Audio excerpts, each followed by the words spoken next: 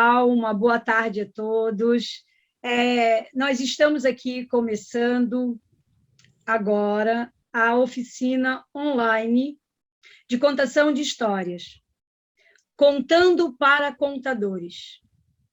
Essa oficina ela tem duração de 40 minutos e ela vai acontecer aos sábados e aos domingos. Começa exatamente às 16h30 e vai até às 17h30, mais ou menos. Vamos lá. E ela vai se dividir em módulo. Então, a gente vai tratar hoje, né, da importância da escuta. É muito importante a gente ouvir antes de contar. A gente vai falar um pouquinho que nosso Brasil, infelizmente, não é um país de leitores, e falta isso dentro das nossas escolas. A gente vai falar um pouquinho também sobre as fábulas, a gente vai falar sobre a importância dos contos de fadas, a gente vai falar um pouquinho sobre o politicamente incorreto, né?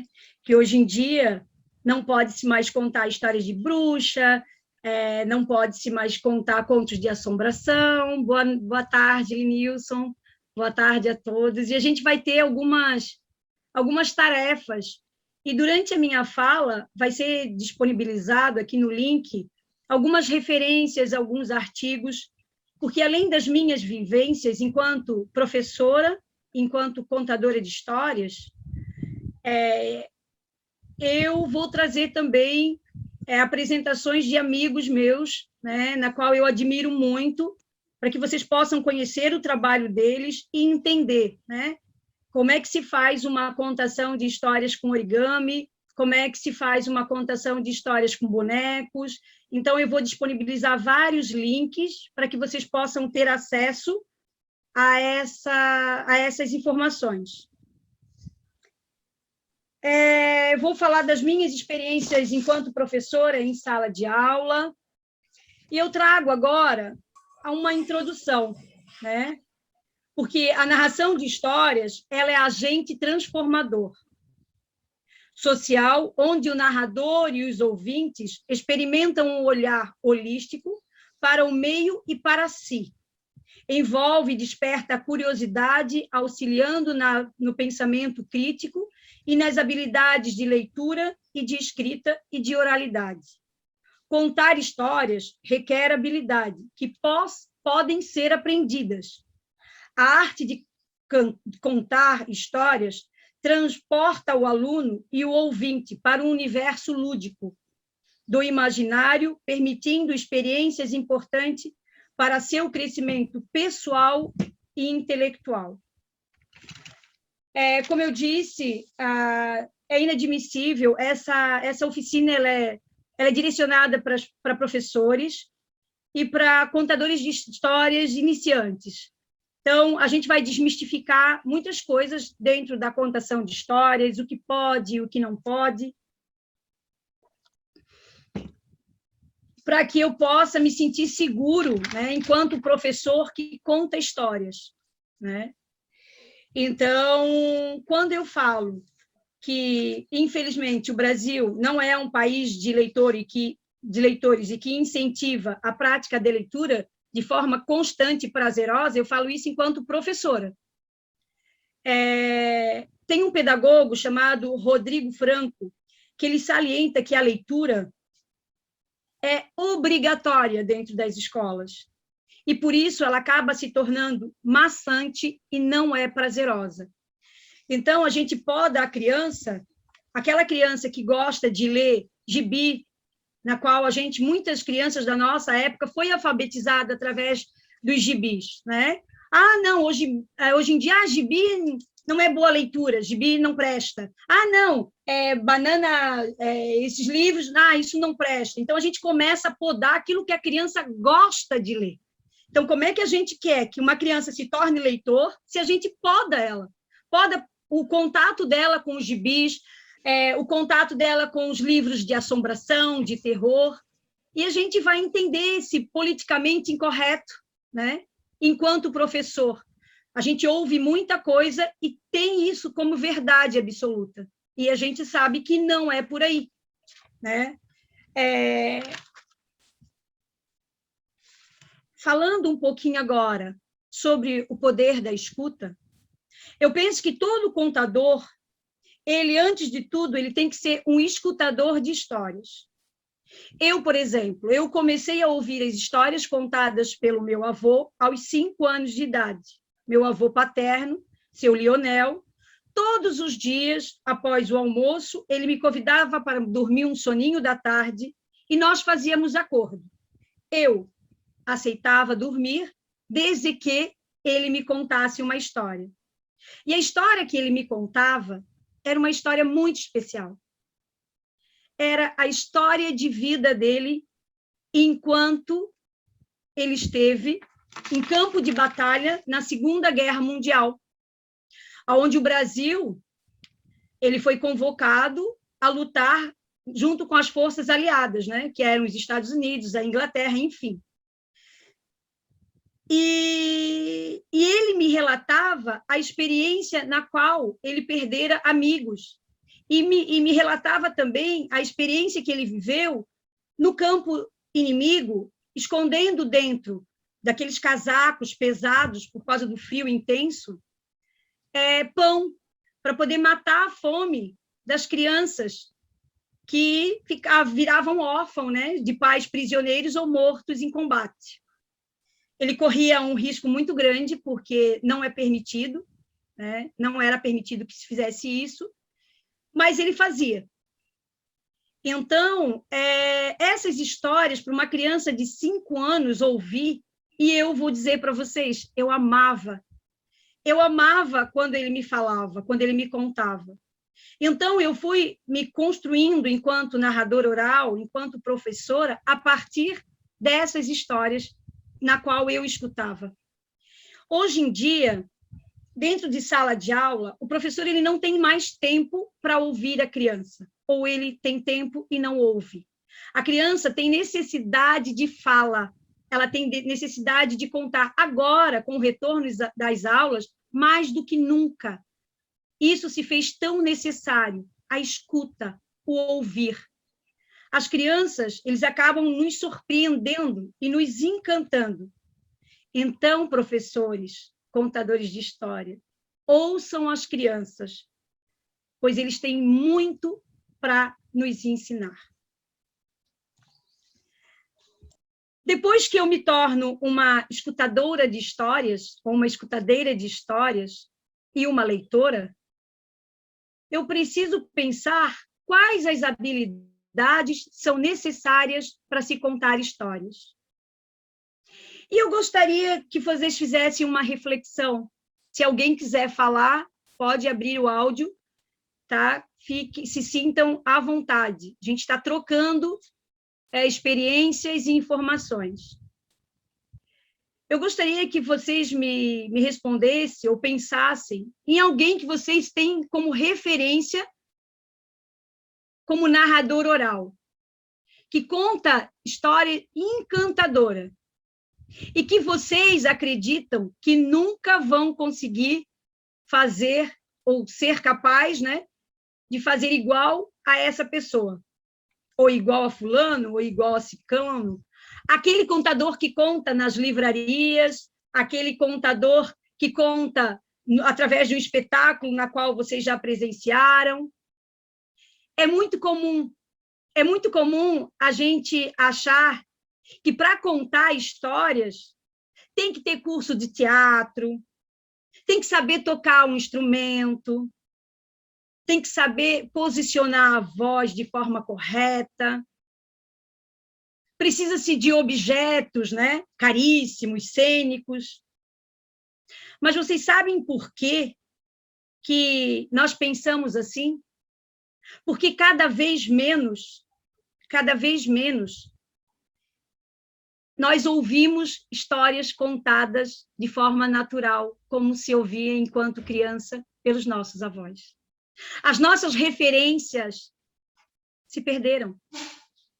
Nós não ouvimos mais nem os velhos, nem os avós, nem os idosos, e muito menos as crianças. Então, é uma linha muito tênue, de uma ponta a outra. Não ouvimos mais aquilo que fez parte da nossa vida e nem aquilo que tem a curiosidade de saber. E isso acaba se perdendo. Então, a gente vai buscando referência nesses grandes contadores de histórias e a gente vai se distanciando deles. Então, mais uma vez, entra a necessidade da gente conseguir ouvir os nossos avós, quem tem avô vivo, os nossos pais.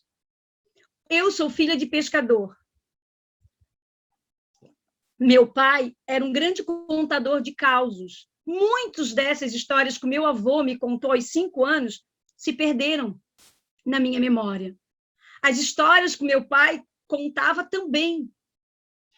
Então, eu vejo uma necessidade, além da escuta, a escrita. A gente colocar para o papel aquilo que a gente ouve, para ter esse material registrado. E isso é fonte de pesquisa. Eu falo isso para vocês porque a minha avó, por parte do meu pai, minha avó paterna, Dona Ula, era uma grande contadora de histórias. E eu ouvia muitas histórias. Muitas eu consigo lembrar, mas outras acabaram se perdendo. E toda a vida dela só não se perdeu, de fato, porque certa vez ela deu uma entrevista para uma rádio e isso ficou registrado. Então, e esse material, ele é fonte de estudo, de pesquisa, porque ali ela conta desde o nascimento do meu pai, a trajetória da vida, a luta, e muita coisa eu me sinto culpada, de uma certa forma, de não coletar essas histórias, tanto do meu pai quanto da minha avó. Então, outra dica que eu dou para vocês é que vocês ouçam e coloquem no papel aquilo que vocês escutarem, porque é material de tese, é material de mestrado. Eu estava assistindo hoje uma senhora que faleceu aqui de Navegantes, e a filha colocou pequenos vídeos dela narrando histórias. Ela já estava meio debilitada, mas a gente ainda consegue entender. E esse material é belíssimo, é rico. E se não fosse essa filha filmar, isso teria se perdido, porque acaba se perdendo na nossa memória, porque é muita informação. Então, que a gente possa, né, ouvir as crianças, ouvir o pai que a gente ainda tem, quem tem a mãe, o avô, quem tem a graça de ter bisavô, né? Ouçam e coloquem para o papel toda essa informação, porque isso é muito rico. A gente fica perguntando, Andréia, qual a melhor história para mim contar? A melhor história que a gente pode contar é a nossa mesmo.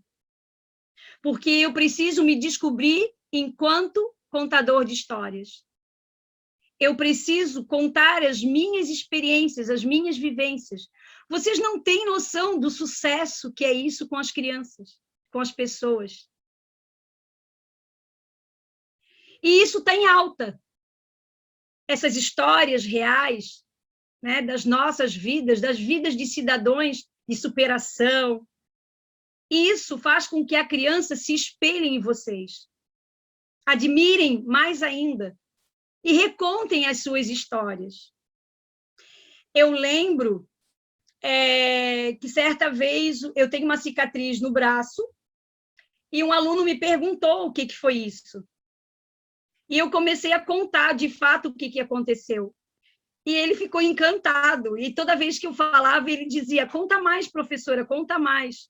Então, a gente está buscando histórias fora, onde as histórias moram dentro da gente. A gente tem esse pertencimento, é isso que a gente precisa entender. Quem me constitui enquanto contador de histórias? O importante é que você descubra a sua maneira de contar histórias. Com essas vivências, eu acabo me descobrindo. Por exemplo, Eu toda a vida eu fui uma pessoa, uma criança, primeiro, terrível, né? E segundo, muito engraçada. Então, eu adorava contar piada. Eu adorava contar piada para os meus amigos. E daí eu fui percebendo que eu tinha essa veia, né, para o humor. Então, eu gosto muito dos contos, hoje em dia, de Ricardo Azevedo, que tem esse conto popular brasileiro, que tem são contos de riso. E eu sei que, quando eu conto, as crianças embarcam, elas se divertem. E, claro que não é a minha intenção. A minha intenção é contar, porque eu conto aquilo que me serve. Muitas pessoas me perguntam, além das nossas histórias, né? Como é que eu busco histórias? Primeiro, lá na frente, como eu falei, a gente precisa ler. É inadmissível o professor que não goste de ler, principalmente professor de educação infantil. E, infelizmente, a gente sabe que tem, sim. Então, eu preciso ler. E a história me chama. Se eu gostei, se fez bem para mim aquela história, com certeza vai ter verdade no contar. E isso vai trazer encantamento natural para as outras crianças, para as outras pessoas, porque é a minha verdade. E eu preciso contar essa história, Andréia, quantas vezes? Uma vez, duas vezes, várias vezes, milhares de vezes a mesma história. Às vezes a gente fica procurando um grande repertório, né? Eu estou falando enquanto narrador oral. Eu preciso ter um conto de riso, eu preciso ter um de assombração. E daí veio o mestre Gregório com 4, 5 histórias, 6 histórias, contando aquilo a vida toda e me encantando em cada troca. Cada vez que ele conta, é um jeito diferente, é uma forma diferente de contar. Então, é isso que eu preciso entender. A história que me toca, com certeza, vai tocar o outro. Né? E só assim, esse é o primeiro passo. Eu me descobrir enquanto contador de histórias. O que eu gosto de contar? O que faz bem para mim contando? Essas são as habilidades. Porque quando eu sei o meu ponto forte, eu trabalho ele. E quando eu trabalhei esse ponto forte, né, eu vou perceber os pontos fracos. Aí eu vou buscar técnica. Eu vou buscar técnica de voz, eu vou buscar trabalhar um instrumento, porque isso tudo se aprende. Ninguém nasce sabendo, né? Eu adoro musicalização, eu adoro cantar dentro das histórias que traz música. Com a criança, isso funciona muito. As histórias cantadas para o maternal, né? São fantásticas, eles adoram, cantigas. Só que nem todo mundo nasce com uma voz de tenor, né? Nem todo mundo é um Andrea Bocelli. Eu sou Andrea Dias, não sou Bocelli. Mas, no entanto, eu faço o quê? Aula de canto. E aí eu sei, né? Coloco a minha voz, né, de forma correta, faço os exercícios necessários para antes do espetáculo. Eu vi muito professor afônico, com vários problemas. Por quê? Porque o professor, quando ele entra em sala de aula, ele não faz esse exercício, ele não se preocupa com a sua voz. E ele esquece que ele vai passar ali algumas horas com aquela criança. 20 horas, 40 horas, falando e falando e falando. E o contador de histórias que quer agregar a música como recurso dentro da contação, ele precisa sim. Mas primeiro eu descubro meus pontos fortes. Eu gosto de histórias de assombração. Então, vamos lá. Vamos atrás de contos de assombração. Eu gosto de contos de riso. Ricardo Azevedo.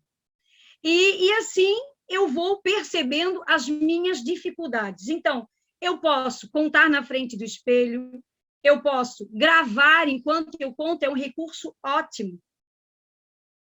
Né? E eu preciso entender que, além da voz, da descoberta, da escuta, O professor de sala de aula, ele pode contar histórias em qualquer lugar? Não, né? Ele pode estar contando histórias, aí vem a outra professora, né, ou a diretora, que faltou uma professora e quer enfiar aquela turma no meio de uma contação de histórias. Ai, cabe mais um, professora!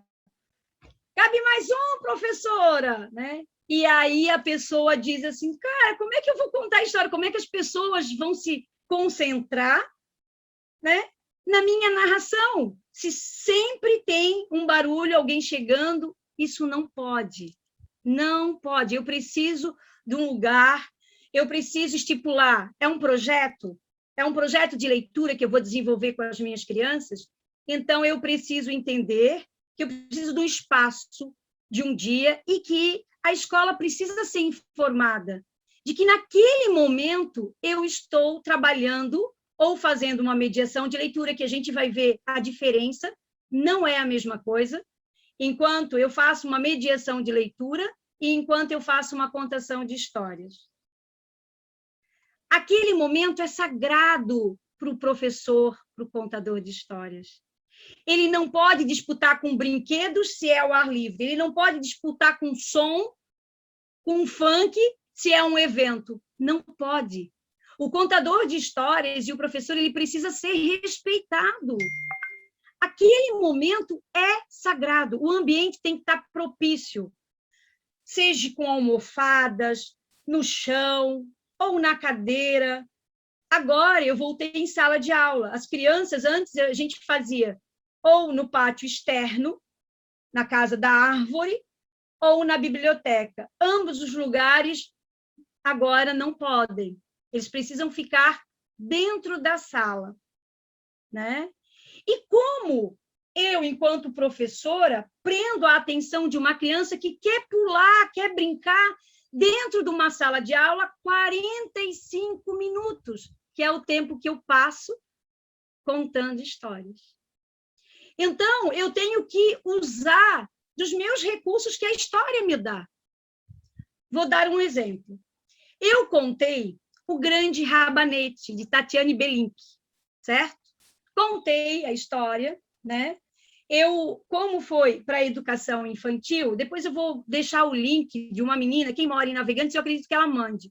É a Tati, ela é maravilhosa na arte do feltro. E ela fez os bonecos de feltro para mim trabalhar na educação. Fui lá, usei todo o material, né? Cheguei de qualquer jeito, não. O material chegou escondido numa caixa. E ali eu já vou aguçando a curiosidade da minha criança, do meu aluno. Não posso entregar o ouro, né? Prof, o que tem aí dentro? Qual é a história que tu trouxe hoje para a gente? E ali tu vai mantendo aquele mistério.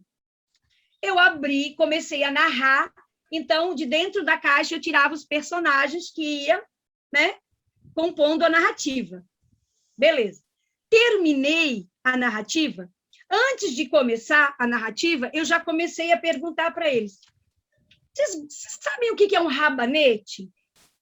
Alguns sim, outros não. Aí olha, meu Deus, olha a besteira que eu fiz. Resolvi desenhar um rabanete. Eu sou uma péssima desenhista. O Linilson aqui me daria um banho. E eu disse, eu vou desenhar um rabanete para os que não conhecem o rabanete. Aí uma que conhecia o rabanete disse para mim, prof, isso não é um rabanete, isso é uma beterraba.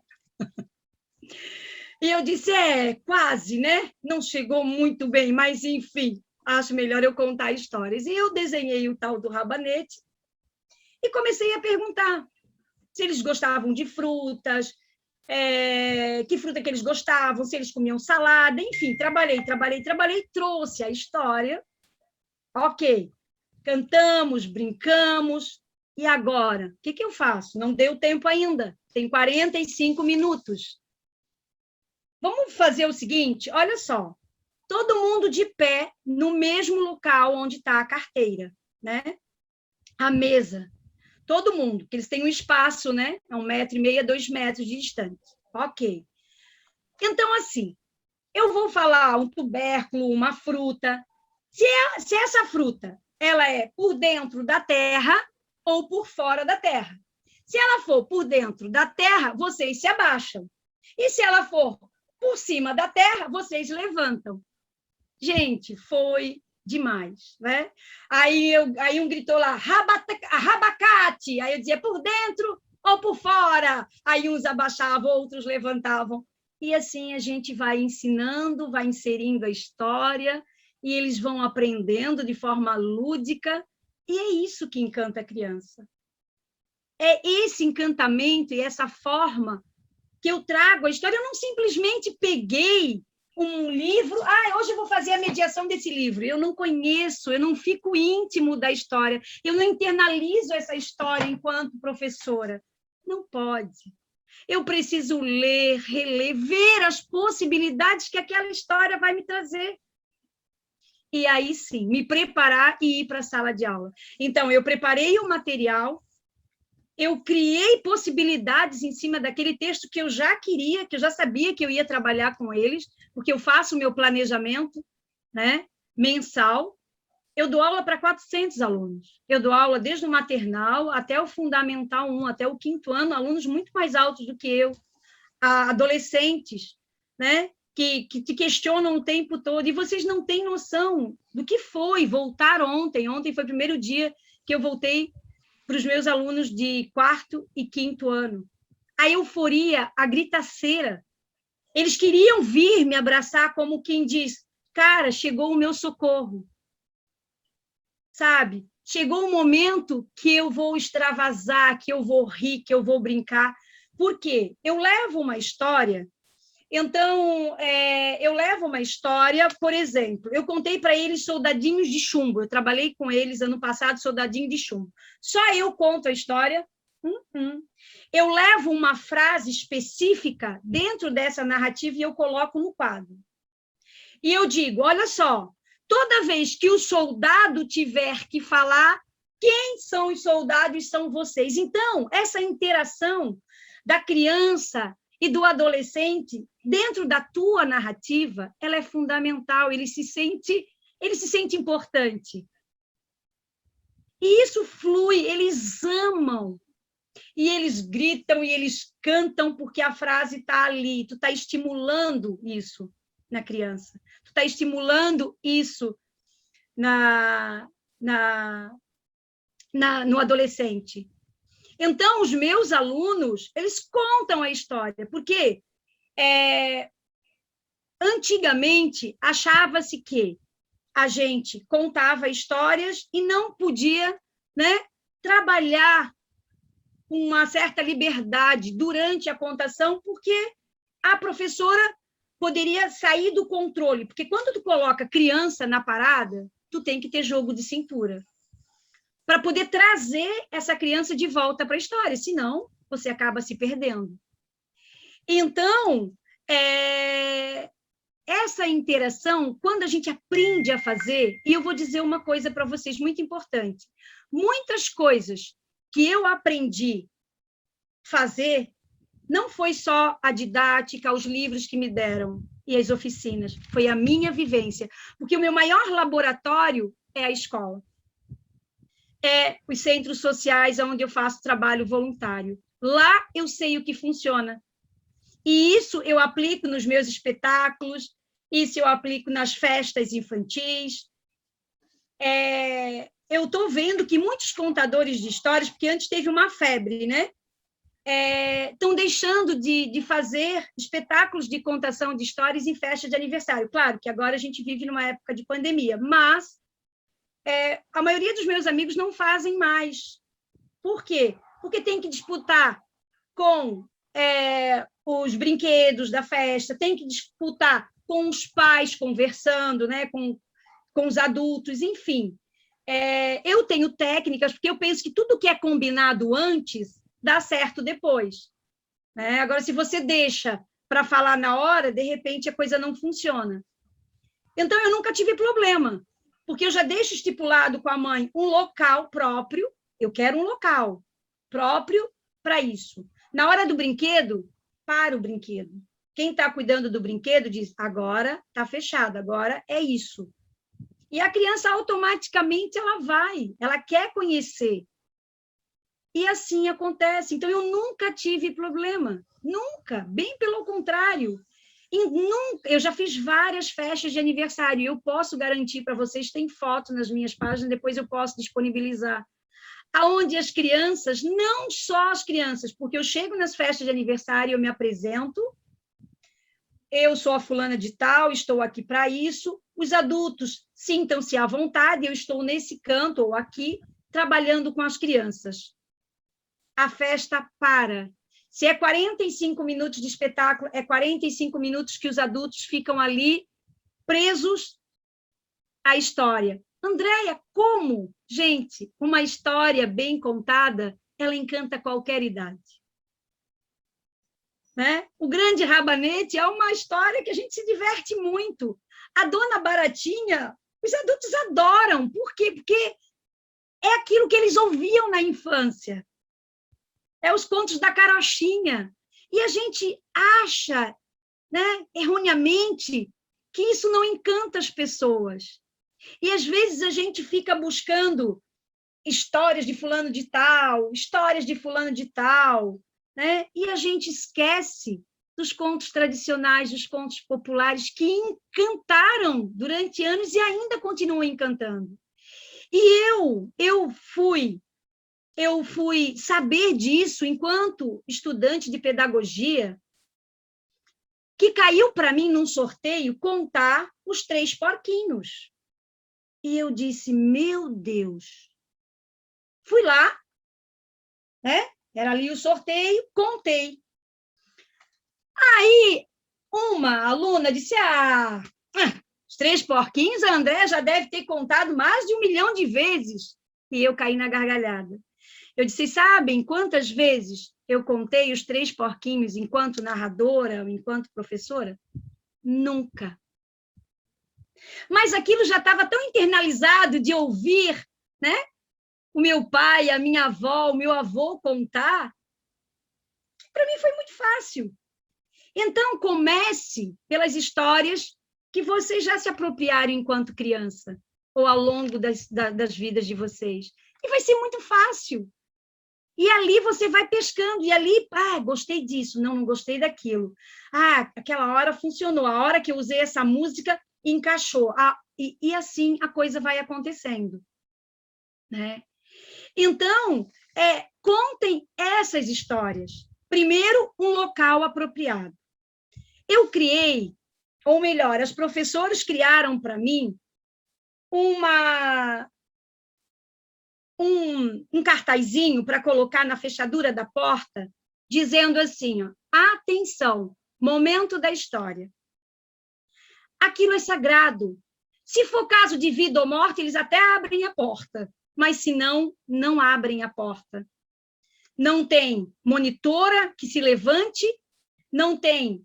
E eu não permito, se a criança que eu estou trabalhando, né, e a monitora cuida, né, uma criança autista, enfim, ela se levanta euforicamente, eu não permito que a monitora pode essa criança. Ela sabe, ela não pode. Nenhuma das crianças na qual eu estou narrando, deixa.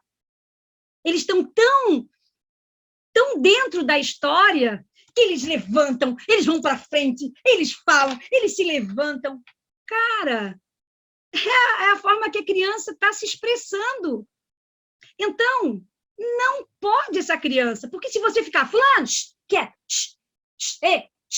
agora não, tu vai se perder enquanto contador de história, enquanto mediador de leitura, e vai ser muito ruim. Não vai funcionar. Então, a música é necessária. Dependendo da faixa etária, até os meus alunos de 5º ano, eles amam quando eu chego, olá, olá, como vai você? Que bom te ver aqui mais uma vez, vocês estão legal? E eles gritam, tamo! E eles me cobram quando eu chego na minha, né, na minha loucura, olá, pessoal, boa tarde, bora lá? E eles começam a cantar, porque isso faz parte do nosso contato, da nossa ligação, a gente já se conectou, é ali, É naquela música que a gente se conecta. Então, não tem como dar errado. Então, a música, as cantigas, começa com alecrim. Alecrim, alecrim dourado que nasceu no... A criança vai cantar, traz algo da infância, isso é memória afetiva, isso dá muito certo. Tragam essas cantigas. Ah, mas não pode. A gente vive numa era de politicamente incorreto. Então, vamos lá, vamos falar um pouquinho. A gente vive numa era de sombras do politicamente correto. Não pode mais contar histórias de bruxas, nem de saci, nem de lobisomem, nem cantigas onde a gente mete o pau no gato. Existe um livro que foi tese de doutorado do Ilan Bremen, que fala assim, que é a condenação de Emília, o politicamente correto. Ele abre, nesse livro, importante debate para os educadores. E ali ele questiona qual é o verdadeiro perigo que ronda o imaginário de nossas crianças e a literatura destinada para os futuros de nossos leitores.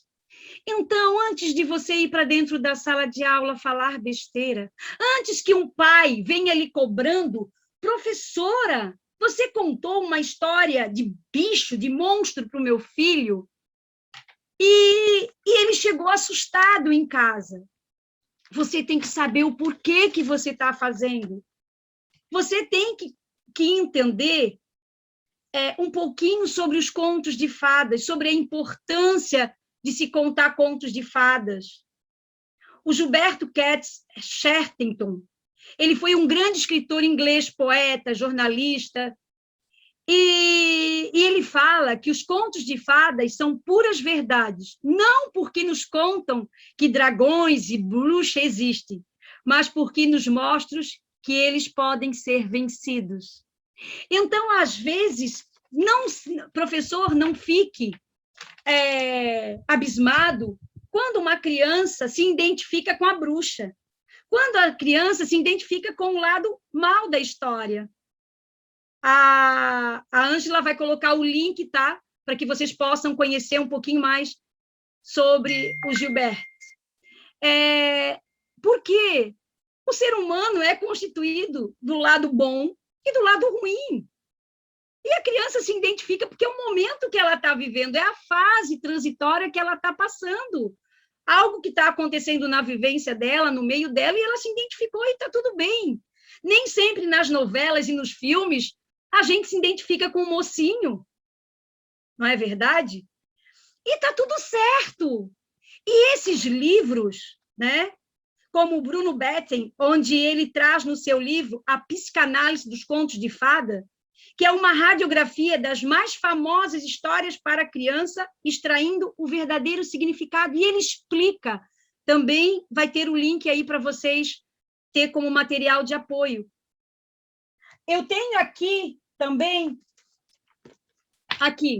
Brincando de Matar Monstros, tá?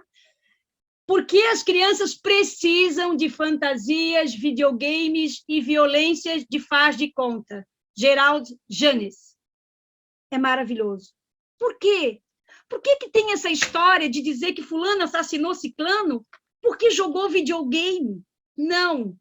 Ele tinha algum problema que desencadeou, porque ele ficou tempo excessivo fazendo aquilo, né? Então, a gente não pode sair por aí falando besteira, deixando de contar os contos de tradição oral, do nosso folclore, né? Eu vou passar, tá, Linilson? Depois para a Ângela. Assim, ó, tem um link, pessoal, que vai ter atividade para vocês desenvolver durante a semana. A Ângela vai disponibilizar. Então, vai cair no WhatsApp, no grupo de WhatsApp, e ali, qualquer dúvida, qualquer pergunta, mandem vídeo por ali, e a gente vai ter tarefa durante essa semana. Então, façam um vídeo, postem ali, que é tudo material que a gente vai ter como material de apoio, ok?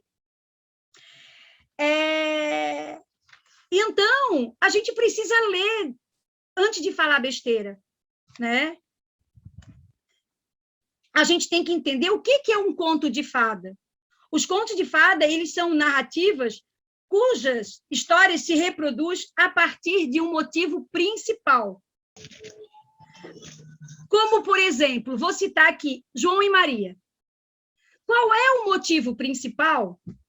Gente, só eu estou falando, eu quero que vocês falem, eu quero ouvir a vozinha de vocês, olha só. Qual é o motivo principal que faz com que João e Maria fossem abandonados? Vamos lá. Não precisa escrever no chat, não, tá?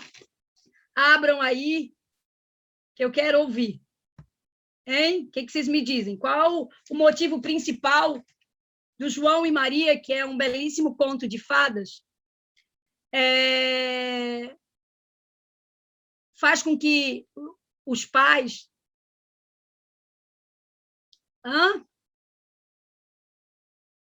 Vamos lá. Olha, eu acho que eles eram muito arteiros.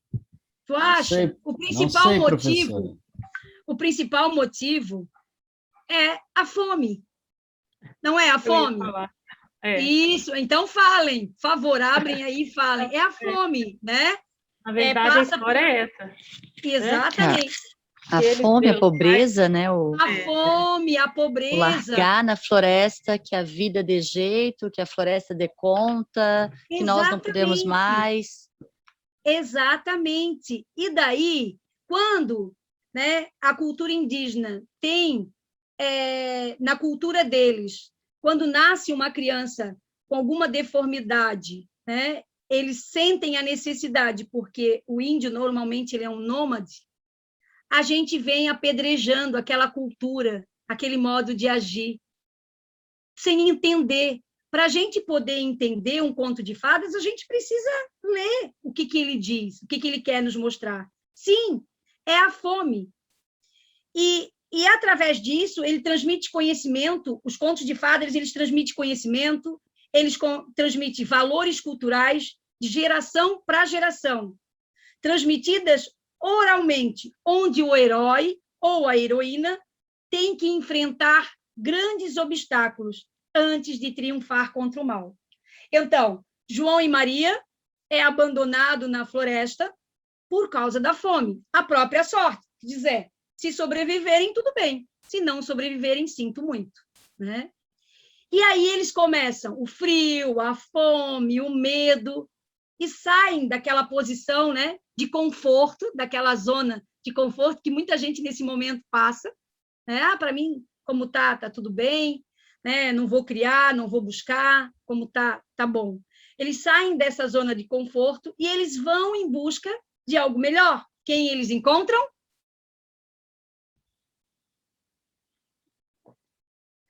Quem eles encontram? A bruxa. A bruxa, que está caracterizada como um mal, né? E eles têm aquela estratégia, ela começa a alimentar o menino, né? Pede para ver o dedo, a irmã, muito inteligente, dá um osso de galinha, e ali eles começam a arquitetar, até que eles conseguem, né, se livrar da bruxa e voltam para casa.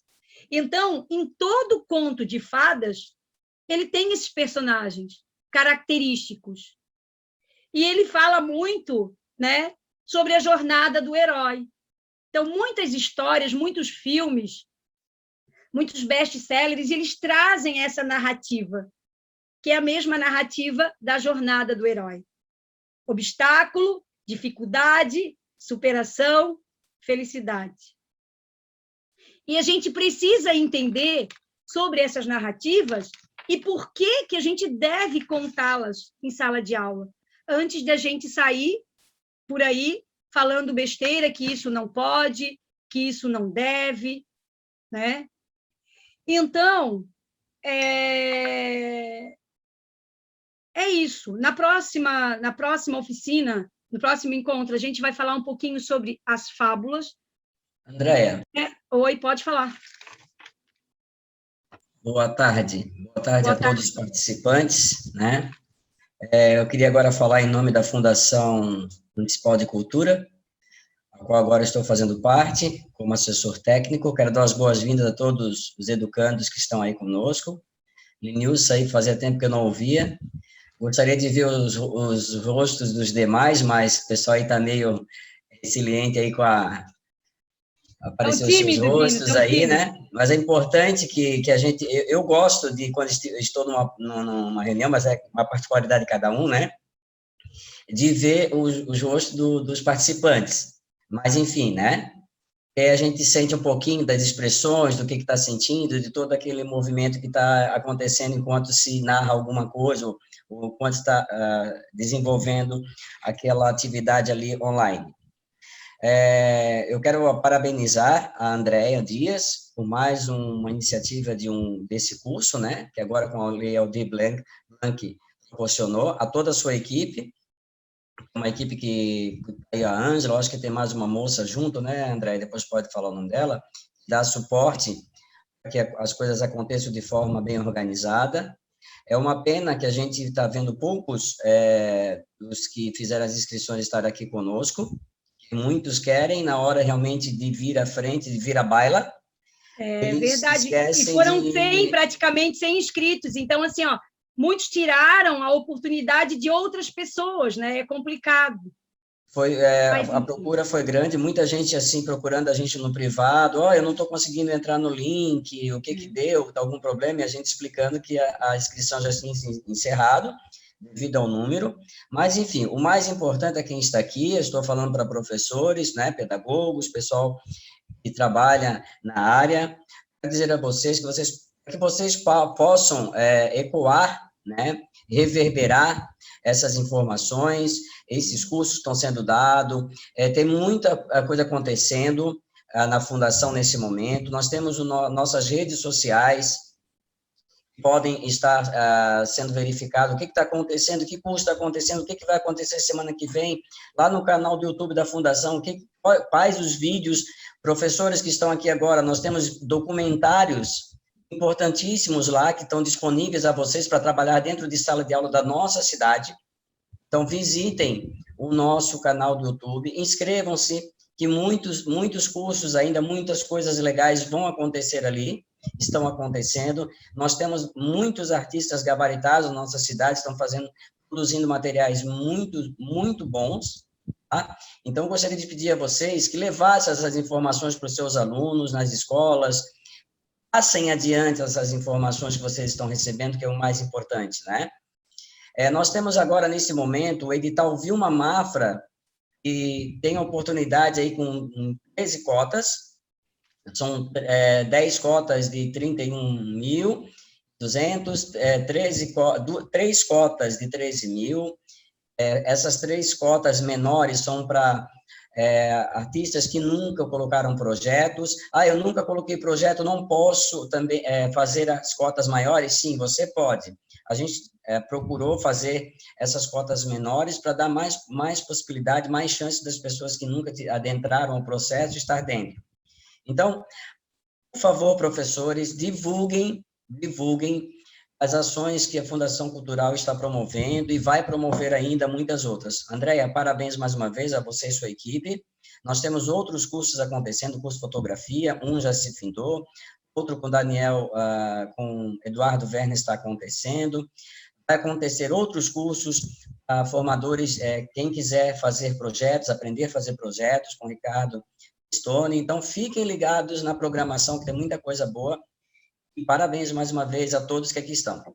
Dino, muito obrigada. Só um adendo, tá, pessoal? Eu acredito que aqui tem gente de todo lugar, não só de navegantes. O edital Vilma Mafra é para artistas de navegantes, ok? Então, quem está aqui com a gente que é de navegantes, procurem se informar e mandar os seus projetos, porque o FENACONT, né, já é o segundo, e eu sempre consigo através do edital Vilma Mafra. Então, procurem os editais, né, de repente, na cidade de vocês, e que é uma boa. A gente pensa, não vai passar, não vai dar, mas um bom projeto faz toda a diferença na vida de um artista, de quem está começando, né?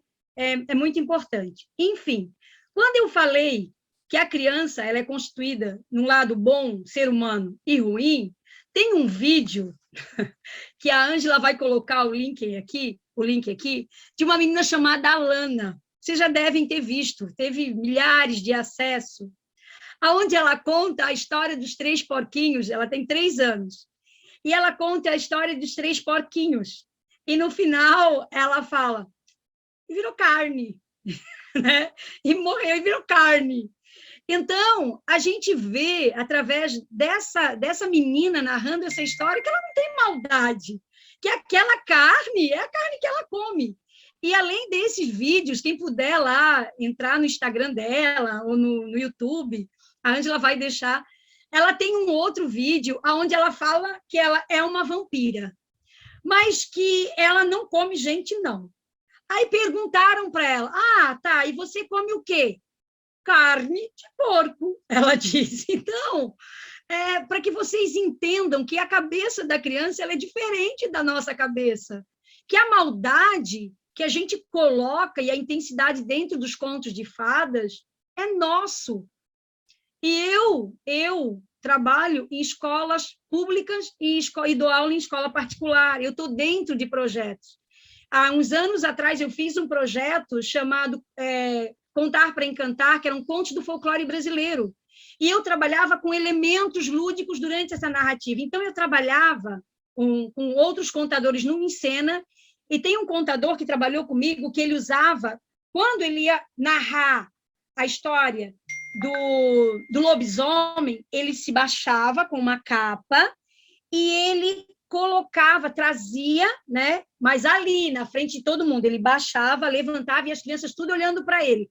E ele colocava uma máscara de lobisomem horrível, horrível.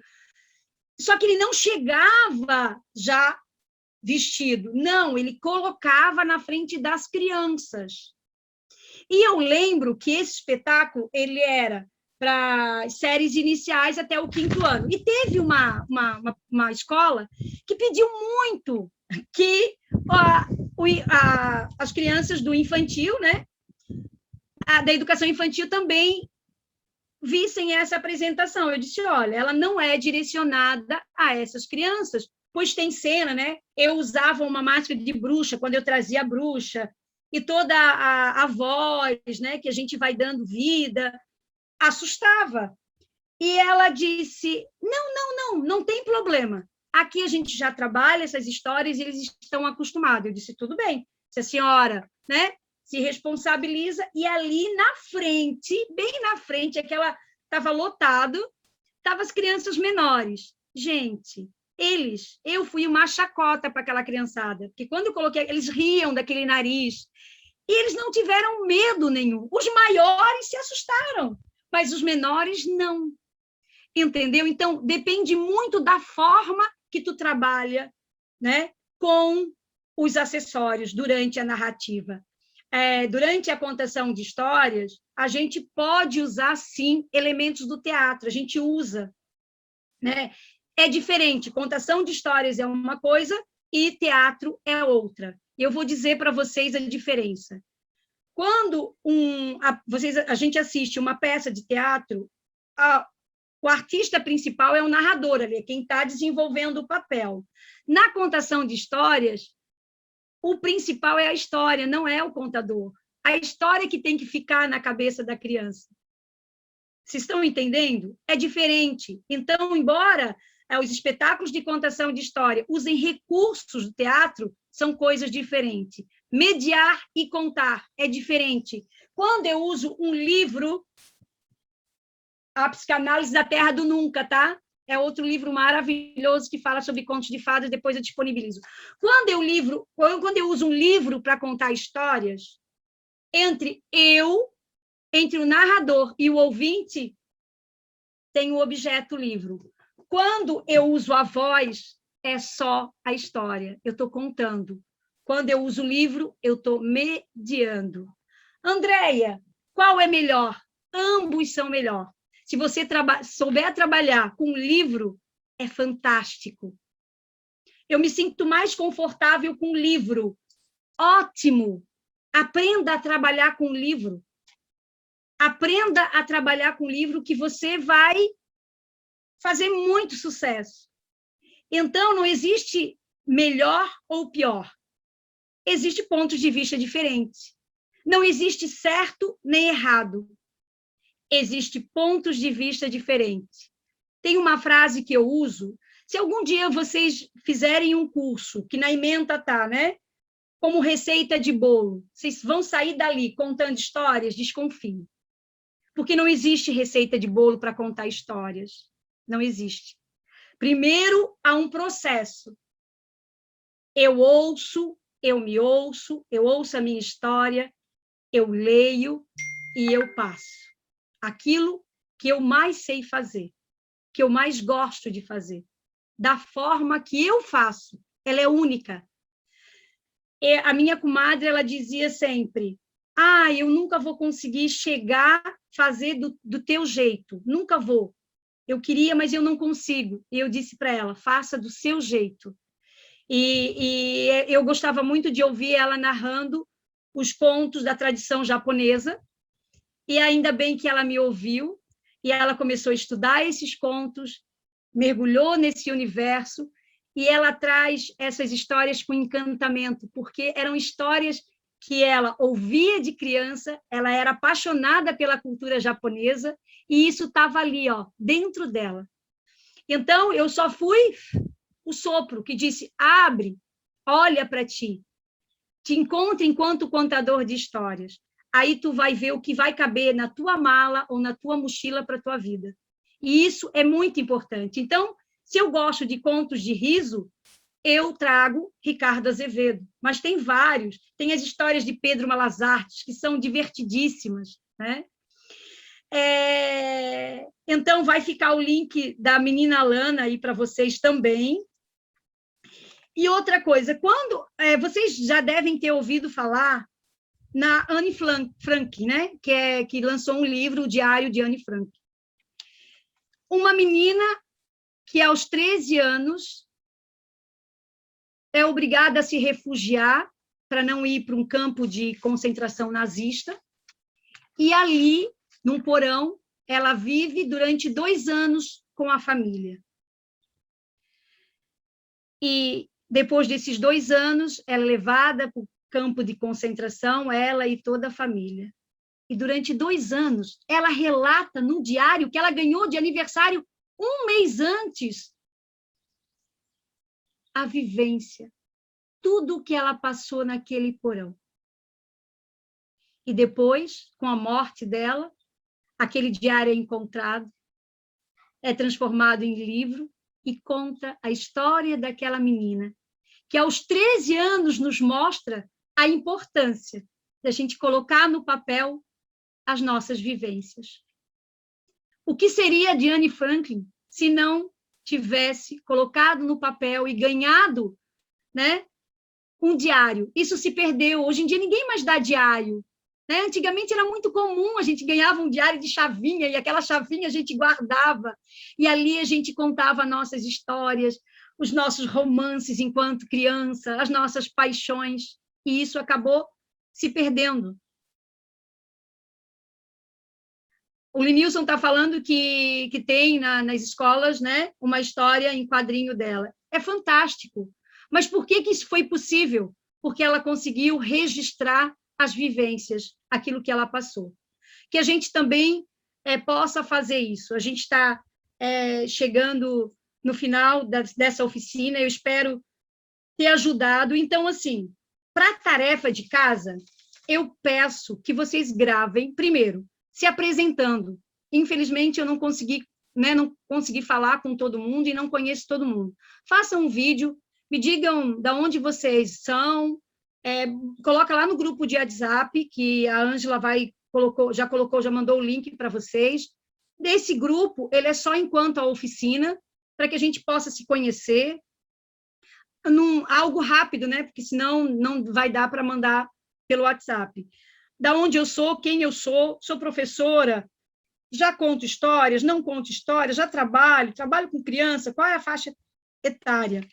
E eu gostaria que vocês me contassem uma história, ou um conto de fadas, ou uma fábula que vocês ouviram enquanto criança. Qualquer uma.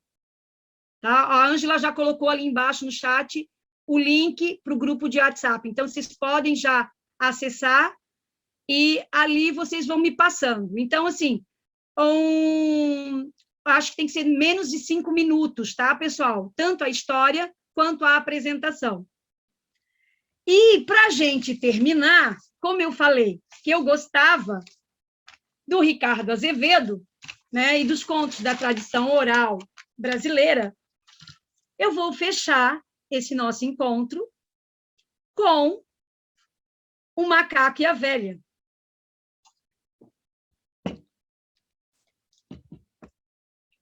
Desde já, o meu muito obrigada para vocês, a cada um, né, que fez dessa tarde diferente, essa oportunidade única desse encontro, que vocês possam, nos próximos encontros, estarem com a câmera aberta, para que a gente possa se ver, né, se olhar, enfim.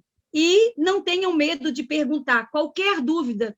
André, eu tenho uma dúvida. Qualquer dúvida que foi falado aqui hoje, podem perguntar no grupo do WhatsApp. Não tem problema algum. E eu vou respondendo, tá, pessoal? Ou aqui, ou por lá. Sem problema nenhum. Vamos lá, então, para a história? Chamei a história chegou. Chamei a história chegou.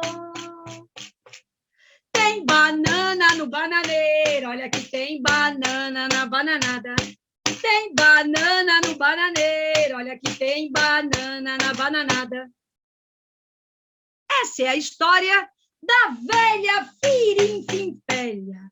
A velha Firim-Fim-Felha plantava no seu quintal um belo de um bananeiro, um belo de um bananal. É isso aí, minha gente. A velha Firim-Fim-Felha tinha atrás da sua casa um enorme bananal. Ali, as maiores e mais suculentas bananas. Só que a velha Firim-Fim-Felha andava indignadíssima, pois tinha um macaco, um tal de Macaco Simão, que estava roubando as bananas do bananal da velha. Aquilo estava tirando o sono, como está tirando o sono de muita gente, aquele macaco estava tirando o sono da pobre e da velha Firim-Fim-Felha. E certa noite, ela matutou daqui, matutou de lá, e teve uma grande ideia. Na manhã seguinte, foi até um mercadão que tinha e comprou alcatrão. Muito alcatrão. Levou para casa, criou no meio do bananal um boneco de alcatrão. Mas aquele boneco não era um boneco qualquer. De tão perfeito, parecia um menino de verdade. Então, depois de pronto, a velha Firim-Fim-Felha colocou na cabeça do boneco as bananas mais madurinhas, as mais suculentas, e foi para dentro de casa. Não levou muito tempo até o Macaco Simão, o macaco ladrão, aparecer. Quando o Macaco Simão viu aquele menino no meio do seu bananal, segurando uma enorme bandeja com as bananas mais suculentas, ele foi logo dizendo: "Ô boneco atrevido, ô boneco ladrão, me dá essa banana ou lá vai bofetão." E o boneco, ou melhor, a velha, lá dentro de casa, falou assim: "Banana da velha, boneco não dá. Banana da velha, boneco não dá." Então, o macaco rodou o braço e pá, no boneco Simão. E ali ficou grudado no boneco de alcatrão, e o Macaco Simão tentou se estribuchar, mas não adiantou. Então, o macaco começou a cantoria: "Ô boneco atrevido, ô menino ladrão, me dá uma banana ou lá vai pontapé." E a velha, ou o boneco, falou: "Banana da velha, boneco não dá. bananada velha, boneco não dá. Então ele rodou um pé e meteu no boneco. Meteu outro. E, por fim, deu uma cabeçada e não conseguiu mais sair. Ficou grudado no boneco de alcatrão, se estribuchando para lá, se estribuchando para cá. A velha, que de dentro de casa assistia tudo, pegou aquela varinha, aquela que muita gente conhece, aquela varinha de marmelo, e deu uma surra no macaco Simão, grudado no boneco de alcatrão. E o macaco se estribuchava para cá, e se estribuchava para lá, e se estribuchava para cá, e se estribuchava para lá. De tanto ele se estribuchou que ele conseguiu sair. Sumiu, desapareceu. Durante muito tempo, o macaco não foi visto mais no bananal da velha Firinfinfélia, que estava feliz da vida. Acontece que o macaco, na verdade, ele queria se vingar da velha. E ele saiu perguntando para os animais um jeito dele se vingar da velha. Perguntou para a cobra, mas essa não deu nem bola. E assim, um bicho por vez foi tirando o seu da reta. Ele já estava muito desanimado quando ele ouviu, no meio do mato, alguns caçadores. E eles cantavam assim: nós somos os caçadores, amantes da caça, pegamos a onça no meio da mata, com dentes de prata e garras de fogo, a pele amarela prudente já era tapete da sala. Quando o macaco Simão ouviu e viu os caçadores trazendo uma enorme pele de onça, ele começou a seguir de galho em galho. Eles, cansados, resolveram descansar.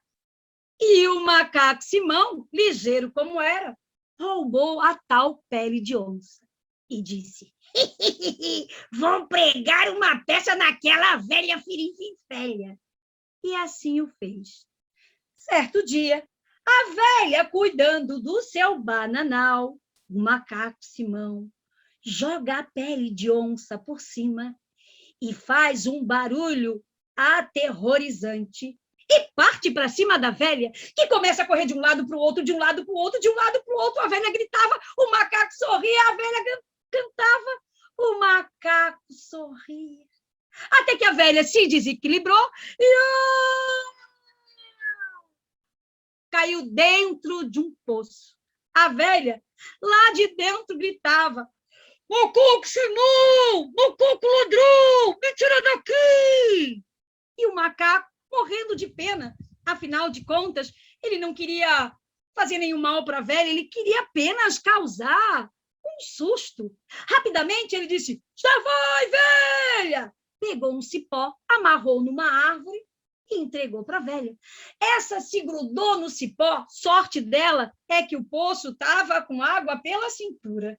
E ela puxa daqui, puxa de lá, mas o cipó arrebentou, e a velha caiu de novo. E a velha zangada gritava: macaco Simão, macaco ladrão, me tira daqui! E Simão rapidamente viu um galho que ficava bem perto do poço.